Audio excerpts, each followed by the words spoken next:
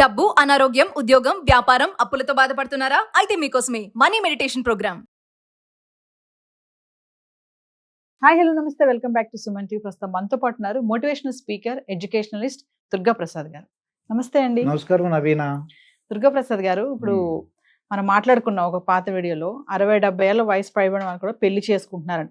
సరే, పెళ్లి చేసుకునే ఆలోచన అనేది ఓకే పక్కన పెడితే, అప్పుడు కూడా ఏంటంటే డిమాండ్. ఇప్పుడు మామూలుగా పెళ్లి చూపులకు వెళ్ళినప్పుడు, అమ్మ నువ్వు ఎలా ఉన్నావు, నువ్వు పొట్టిగా ఉన్నావా, పొడుగ్గా ఉన్నావు, నల్లగా ఉన్నావా, తెల్లగా ఉన్నావా, మంచిగా నడుస్తావా, నీ ఆస్తి ఏంటి, ఆస్తులు ఎలా ఉన్నాయి అన్ని అడుగుతారు కదా. అది అప్పుడే కాదు, ఈ వీళ్ళు కూడా మళ్ళీ పెళ్లి చేసుకునే వాళ్ళు కూడా డిమాండ్స్ చేస్తున్నారు. కొంతమందిని చూసాను నేను కూడా ఇంటర్వ్యూస్ లో మాట్లాడినప్పుడు, నాకు ఇంత ఆస్తి ఉంది, నేను నా ఆస్తి పర్రాలని. ఆడవాళ్ళు కూడా చెప్తున్నారు, నాకు హస్బెండ్ కావాలి, మళ్ళీ ఎలాంటి అమ్మాయిలు కావాలని కూడా వాళ్ళు కూడా అడుగుతున్నారు. నాకు ఇలాంటి అమ్మాయి కావాలి, నాకు ఇలాంటి అబ్బాయి కావాలని కూడా చెప్తున్నారు. అంటే ఇది ఎంతవరకు కరెక్టే అంటారు? నిజంగా అలా డిమాండ్ చేయడం కూడా కరెక్టే అంటారా? అంటే ఆ వయసులో కూడా అలాంటి ఆశలు కోరికలు వాళ్ళకి ఉంటాయి అంటే ఏమవుతుందంటే, వాళ్ళ దగ్గర ఒక వయసు అతనికి 69 ఇయర్స్ అమ్మా. ఆయనకి చెప్పింది, ఆయనకి ఒక 10 కోట్లు ఆస్తుంది. తర్వాత ఆయన గవర్నమెంట్ రిటైర్డ్ ఆఫీసరు, ఆయన పెన్షన్ వస్తుంది. ఎంత వస్తుంది? ₹1,00,000 వరకు వస్తుంది పెన్షన్ వస్తుంది. భార్య ఏమో ఏదో ఈ హార్ట్ అటాక్తో చనిపోయారు. ఈ కరోనా టైంలో ఆవిడ చనిపోవడంతో హార్ట్ అటాక్తో దాన్ని చనిపోయారు. ఇప్పుడు ఆయన ఏంటి, ఒంటరి ట్రై చేశాడు, ఇది కొడుకులతోనూ పిల్లలతో ఉంటాను ట్రై చేశాడు. ఆయన ట్రై చేసిన తర్వాత అతని వల్ల కావట్లేదు. ఇప్పుడు సినిమాల్లో సినిమాలు చూస్తా, సీరియల్ చూసినా ఎంతసేపు చూస్తాం, కొద్దిగా ఇబ్బంది ఉంటుంది. అప్పుడు అనిపించింది, మ్యారేజ్ చేసుకుని అనుకోండి, అతను మాట్లాడిన విధానం చూస్తుంటే, నాకు 10 కోట్లు ఆస్తుంది, ఏది పిల్లలకి ఇవ్వగా ఈయన పేరు ఉంది. ఇప్పుడు ఈ 10 కోట్ల ఆస్తి ఈయన ఇష్టం, పిల్లలకి ఇవ్వగా మిగిలిన ఆస్తి ప్లస్ నెలకి ఒక 1 lakh పెన్షన్ వస్తుంది, కారు ఉంది, బిల్డింగ్ ఉంది. నాకు 69 ఇయర్స్. ఆయన ఏమన్నాడంటే, ఇంకా పిల్లలు పుట్టే అమ్మాయి దొరుకుతుందా అని అడిగాడు ఒక. నేను స్టన్ అయిపోయాను. అలా అంటే అది అంటే మీటింగ్లో ఉన్నప్పుడు చెప్పాడు మాట.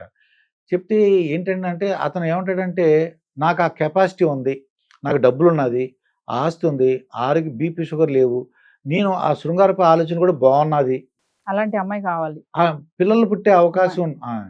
అతను ఏమంటాడంటే, పెన్షన్ వస్తుంది కదా, మరి చిన్నపిల్ల కదండి, మీరు 16, 17 వచ్చేసారు కదా, ఒక 10 years తర్వాత ఏమైనా అయితే ఏంటి అని అడిగాను. అడిగితే ఫ్యామిలీ పెన్షన్ రాయడానికి అవకాశం ఉంది. అంటే ₹1,00,000 అనుకో, గ్యారంటీగా అమ్మాయికి 50,000 వస్తుంది, 50% గ్యారంటీ. ఇల్లు ఉంది, 10 కోట్ల ఆస్తి ఉంది. మరి అటువంటిప్పుడు నాకు అందమైన అమ్మాయి కావాలని చెప్పాడు. ఎంత ఉండాలి? 5'5" ఉండాలి, 5'2" ఉండాలి, హైట్ ఉండాలి, తెల్లగా ఉండాలి, సన్నగా ఉండాలి, 45 years, వీలుంటే పిల్లలు. అలా చెప్తుంటే నేను అలా ఊహించుకుని చూస్తే, అత్తారింటికి దారేదిలో అది మన పవన్ కళ్యాణ్ వాళ్ళ అత్తగారు నదియా, ఆ షేపులో చెప్పాడమ్మ నాకు. ఆవిడ కూడా మరేంటి, 2 ఆడపిల్లలు ఉన్నారు, ఒక అల్లుడేమో పవన్ కళ్యాణ్, నదియా ఏమో అత్తగారు. ఆయన చెప్పిన ఫీచర్స్ ఎలా ఉంటాయని ఒక్కసారి ఊహించుకుంటే నదియా టైప్లో ఉంది అది. కానీ అది ఏంటంటే అదృష్టం ఉండొచ్చు, లేకపోతే అంటే అతని కోరికలు అలా ఉన్నాయి. అలానే అందరు కాదు. ఒక అతను నాకు ఫోన్ చేశాడు, అంటే గుంటూరు నుంచి చెప్పాడు మాట, తనకన్నా 5 years అయినా పర్లేదు, 10 years ఆ అమ్మాయికి ఆస్తి ఉండాలంటాడు. రెడీ అంటున్నాడు. ఇప్పుడు రీసెంట్గా ఒక 10 కోట్ల ఆస్తున్న ఒక ఆవిడ ఉంది. ఆవిడ వీడియోలో ఒక రోజుకి 1000 ఫోన్లు వచ్చేసి ఏమంటారంటే, ఏరా నీ వయసు 35 కదా, ఆవిడేమో 55 కదా అని అన్నాం అనుకోండి. అయితే ఆస్తి ఉంది కదండి, ఆవిడతో నేను సాయం చేస్తాను, ఆవిడకి ఎక్కడికి ఉంటే అక్కడికి వెళ్తాను, ఒక కార్ డ్రైవర్గా ఉంటాను, అన్ని సాయం చేస్తాను, డబ్బులు ఉన్నాయి కదా, దాంతో నేను కూడా అలాంటిది ఎంజాయ్ చేయొచ్చు కదా అంటాడు. డబ్బు ఉంది కదా, లగ్జరీగా బతకొచ్చు. అంటే ఇది ఒక మిడిల్ క్లాస్ పీపుల్ ఎవరు కూడా సాధ్యం కాదమ్మా. ఎవరికంటే ఒకవేళ మళ్ళీ పెళ్లి చేసుకోవాలనుకున్నా, ఎవరైతే పోషించగల కెపాసిటీ ఉందో వాళ్ళకి సాధ్యం అవుతుంది. ఒక అతను ఉన్నాడు, అతను కొడుకు దగ్గర ఉంటున్నాడు, కానీ అతనికి 60-70 వేలు పెన్షను, లేకపోతే అతను దాచుకున్న డబ్బుల్లోంచి ఒక వడ్డీ రూపంలో వస్తుంది అనుకో, అప్పుడు పోషించే కెపాసిటీ ఉంటే పెళ్లి చేసుకోగలడు.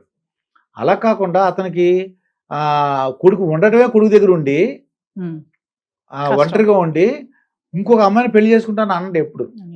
ఆ కేసులో ఒప్పుకోరు. ఎప్పుడు ఫైనాన్షియల్గా వాళ్ళకి బాగుందని సౌండ్, ఫైనాన్షియల్గా స్టేటస్ బాగుంది, నేను పోషించగలను, అన్న వాళ్ళే ముందుకు వస్తున్నారు. ఇది ప్రతి వాళ్ళు సాధ్యం కాదు ఇది. ఇప్పుడు ఒక ఆవిడ ఉంది, ఈ ఒక ఎస్ఐ ఏమో, ఒక ఎస్ఐ రిటైర్డ్ ఎస్ఐ అనమాట. ఆయనదేమో 63 or 64 years ఉంది. అతను, నేను పోలీస్ డిపార్ట్మెంట్ నుంచి వచ్చాను, నేను చాలా యంగ్గా, మాది ఫిజిక్ బాడీ అదరగొట్టే బాడీ నాది, నేను స్ట్రాంగ్గా ఉన్నాను, ముసలి మొహం లేకుండా ఉండాలి ఆ అమ్మాయి అంటాడు. అంటే మొహం కళకళలాడుతూ ఉండాలంట. కానీ నిజంగానే అతనికి ఒక అమ్మాయి వచ్చింది, కానీ నిజంగానే అమ్మాయి మొహం అంతా ముడతలు పడి ఉంది. అంటే నేను ఏం చెప్పారు, నువ్వేం చేస్తున్నావు, నా దగ్గరికి ఎదుగు వచ్చావు అంటాడు. అంటే ఆవిడ ఏమనుకుంటుంది, ఇతను రిటైర్డ్ పర్సన్ కదా, పెన్షన్ ఉంటుంది కదా అని ఆవిడ వచ్చేసింది. ఆవిడ కూడా 60 years. అతను 63-64 ఉన్నా అతను ఏమంటాడు, 54 ఉండాలి, 50 ఉండాలి, ముసలి మొహం ఉండకూడదు, పడుచుగా ఉండాలి, స్కిన్ బాగుండాలి, ఎనర్జెటిక్గా ఉండాలి, నాకు సేవ చేసేలాగా ఉండాలి అంటాడు.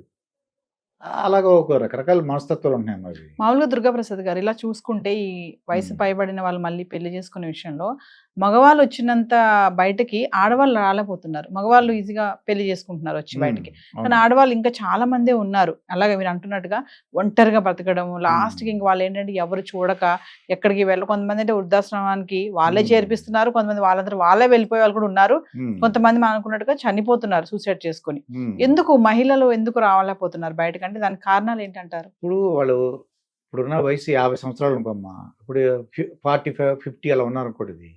అంటే ఆ భావాలు, అంటే ఒక 50 సంవత్సరాల క్రితం భావాలు ఎలా ఉంటాయి, మేము సతీ అరుంధతి, సతీ అనసూయ, అంటే అది ఇవన్నీ కూడా మనకు తెలుసు అందరికి, పతివ్రతలు, ఈ కథలు విన్న సంస్కృతి అది వాళ్ళకి. పురాణ గాథలు, సీతాదేవి ఎలా ఉంది, ఇవన్నీ కూడా చూసిన గాథలతో వాళ్ళు ఏమనంటే భర్త మీద ఉన్న ప్రేమతో అయ్యి ఉండొచ్చు, ఆ భర్తను మర్చిపోలేకపోవచ్చు. అలాగే కొడుకులు కోడళ్ళు ఏమనుకుంటారో, ఇదేంటిది అమ్మ ఎలా చేస్తుంది ఏంటి, అమ్మ ఇప్పుడు పెళ్లి చేసుకుంటారు అంటుంది ఏంటని. కానీ నిజంగా ప్రాక్టికల్గా చూస్తే ఒక 2 అబ్బాయిలు, బెంగళూరులో ఆవిడ ఉంటుంది, ఆవిడ వయసు 43 years. వాళ్ళిద్దరు కూడా ఇప్పుడు నాకు ఫోన్ చేసి ఏం చెప్పారంటే, వాళ్ళు మేము మా అమ్మకి పెళ్లి చేయాలనుకుంటున్నాం, ఎందుకు బాబు అని అడిగాను. అడిగితే వాళ్ళు ఏమంటారంటే, మా అమ్మకి నేను ఎందుకు పెళ్లి చేయాలనుకుంటున్నానంటే, మేము ఒకవేళ పెళ్లి చేసుకుంటే వచ్చే కోడలు చూడకపోతే మేము ఎక్కడికో వెళ్ళిపోతాం, ఫారిన్. మాకు ఏంటంటే ఫారిన్ ఛాన్సెస్ వస్తున్నాయి, యుఎస్ కానీ లేకపోతే లండన్ కానీ వెళ్ళిపోవాలనుకుంటున్నాం, ఈ స్టేట్ కాబట్టి వేరే స్టేట్లో వెళ్ళాలనుకుంటున్నాం. మా అమ్మ ఒక్కతే ఏమవుతుంది, మా అమ్మ మ్యారేజ్ అయిన తర్వాత వీళ్ళు సెటిల్ అయిపోయారు, జాబ్ చేసుకుంటున్నారు. కానీ ఇదేంటి మీ అమ్మకి 43 years ఏంటి, మీ ఇద్దరు అప్పుడు ఉద్యోగం ఎలా వచ్చిందని అడిగాను. అడిగితే ఏంటి, వాళ్ళ అమ్మ 13, 14, 15 సంవత్సరాల వయసులోనే పెళ్లి చేశారు. వాళ్ళు ఒక 18 సంవత్సరాల లోపు 2 పిల్లలు పుట్టిస్తారు. 18+ అలా లెక్కేసుకున్నా 43, 44 ఉంటాయి ఆవిడకి వయసు. చూడడానికి అందంగా ఉంది. భర్తమో ఆయన చనిపోయాడు యాక్సిడెంట్లో. మరి ఇటువంటి వాళ్ళకి వాళ్ళు మళ్ళీ ఫార్వర్డ్ క్యాస్ట్. ఈ రోజుల్లో ఏంటంటే క్యాస్ట్లు కూడా చూడట్లేదు. కాస్త సంతోషించే దగ్గర ఏంటంటే, ఎక్కడో ఒక 100కి 90% క్యాస్ట్లు చూడట్ల, మిగతా 10% వాళ్ళు అడుగుతున్నారు, మాకు ఇదే క్యాస్ట్ కావాలి, వీటిలోనే కావాలని. అలా క్యాస్ట్ కానీ అలాగా ఒకటి పెట్టినారనుకో, ఆడవాళ్ళు ఏం కోరికలు ఎలా ఉన్నాయంటే, ఆడవాళ్ళ కోరికలు నన్ను పోషించాలి. ఒకవేళ మా అబ్బాయిని అయితే మా అమ్మాయిని ఎదిరించి పెళ్లి చేసుకుని వచ్చానుకో, ఊపుకుంటూ వెళ్ళింది, పెళ్లి చేసుకుంది, మన మాట వినకుండా పరువు తీసేసింది, కానీ ఇప్పుడు గొడవ పడుతుంది. నిజంగా అది చాలా దారుణ. అటువంటి కేసు వస్తే మాత్రం ఇబ్బంది అవుతుంది. అలా కాకుండా మంచిగా, అంటే బాగా చూసుకునే వాళ్ళు పెళ్లి చేసుకున్నారు అనుకో, వాళ్ళకు కూడా మంచిది అది. ఆ పేరెంట్స్ ఇప్పుడు ట్రెండింగ్ మారుతున్న కాలం పరంగా మొట్టమొదటి సతీ సహగమనం ఉండేది. అప్పుడు ఏంటి, మొగుడు అంటే భర్త చనిపోతే ఈవిని కూడా కలిపి దహనం చేసేవారు. ఆ తర్వాత వితంతు వివాహాలు ఉండకూడదని చెప్పేవారు, వైట్ శారీ కట్టుకోవాలి, అవి ఇవన్నీ పెట్టి. తర్వాత కొంతమంది సంఘ సంస్కృతులు ముందుకొచ్చి వితంతు వివాహాలు చేయడం మొదలుపెట్టారు. ఇప్పుడు ఏంటి ట్రెండ్, మరి ఇదివరకు మా చిన్నప్పుడు ఏంటంటే భర్త చనిపోయినా వాళ్ళు వితంతులుగా ఉండి అందరిలో తలలో 4లాగా, అంటే అందరూ సహాయం చేసేవారు అన్నమాట. ఒక ఊరంతా కూడా ఓ పెద్దమ్మో పిన్నో, అంటే భర్త లేరు కాబట్టి ప్రతి ఒక్కరికి సహాయం చేసేవారు వాళ్ళు. ఊరంతా కూడా ఒక పెద్ద హెల్పర్ అనమాట. కానీ ఇప్పుడు అలా కాదు కదా, ఊరోళ్ళు ఎవరు అసలు పక్కనుంటే వాళ్ళతో ఎవరితో మాట్లాడట్లా, అపార్ట్మెంట్లు పక్కనే ఉంటారు, ఎవరెవరో తెలియదు. చాలా దారుణంగా ఉంది పరిస్థితి. అటువంటి పరిస్థితుల్లో వీళ్ళు ఏం చేస్తున్నారు, ఆడవాళ్ళు కూడా పెళ్లి చేసుకోవడానికి ముందుకు వస్తున్నారు, కానీ కొంతమంది అన్నట్టు రావట్లేదు. కానీ ఎందువలన భయపడుతున్నారు ఏంటంటే పరువు పోతుందేమో, ఏమైనా ఇబ్బంది అవుతుంది, నా కొడుకు కొడుకు కానీ కూతురు కానీ వాళ్ళ చుట్టాలు వాళ్ళందరూ కూడా ఏమైనా అనుకుంటారేమో, వాళ్ళ అత్తగారు కొడుకు అత్తగారు మామయ్య గారు, లేదంటే కూతురు అంటే వాళ్ళ అల్లుడు వాళ్ళ అత్తగారు మామగారు ఏమనుకుంటారో, పరుగు పోద్దామని అనుకుంటున్నారు. జెంట్స్ ఏమో మనకు తెలుసు కదా, పురాణ గాథలో ఒక్కొక్క రాజుకి 2 భార్యలు 3 భార్యలు ఉన్నారు, అలా ఆడవాళ్ళకి ఎవరు ఉండవు, కాబట్టి అందుకు ముందుకు రావట్లేదమ్మా. కానీ ఈ రోజుల్లో కొంతమంది వస్తున్నారు, మన లాంటి వీడియోలు చూసి ఒంటరిగా ఉండటం కంటే ఎంత గొప్పవాళ్ళు, చాలామంది గొప్పవాళ్ళు ఉన్నారమ్మా. 100 crores 50 crores. బెంగళూరు నుంచి నాకు ఫోన్ వచ్చిందనమాట. అది ఏంటంటే భర్త పెద్ద ఆయన కన్స్ట్రక్షన్ ఫీల్డ్లో చనిపోయాడు ఆయన, ఆవిడ కూడా మళ్ళీ కంప్లీట్ చేసింది. చాలా అది ఎలా ఉంటుందంటే మంచి సినిమా యాక్ట్రెస్ లాగా ఉంది, ఆ ఫోటో నేను చూశాను. ఆవిడ నాకు తెలిసి చెప్పారన్నమాట, తమిళనాడు తెలిసి ఉంటే వాళ్ళకి చెప్పాము, వాళ్ళిద్దరు మ్యారేజ్ చేసుకున్నారు. అలాగా ముందుకు రావాలన్న నా సూచన ఏంటంటే, ఒంటరిగా ఉంటే ఇబ్బంది అవుతుంది, పిల్లలు కూడా ఇబ్బందే, పిల్లలు కూడా భారంగా ఉంటారు. మా అమ్మ ఏం చేస్తుందో, మా అమ్మ ఏం చేస్తుందో, మా నాన్న ఏం చేస్తున్నారు అని బాధపడుతూ ఉంటారు అన్నమాట.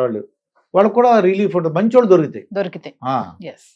పెళ్లి చేసుకున్న మళ్ళీ 2 పెళ్లి చేసుకున్నప్పుడు కూడా ఆ జాగ్రత్త చూడాలి, అతనికి మందు అలవాట్లు ఉన్నాయా, మళ్ళీ తాగుపోతాడు అనుకోండి, పొద్దున్న లేచి నుంచి సాయంకాలం వరకు తాగుతున్నాడు, మళ్ళీ ఇబ్బంది అవుతుంది.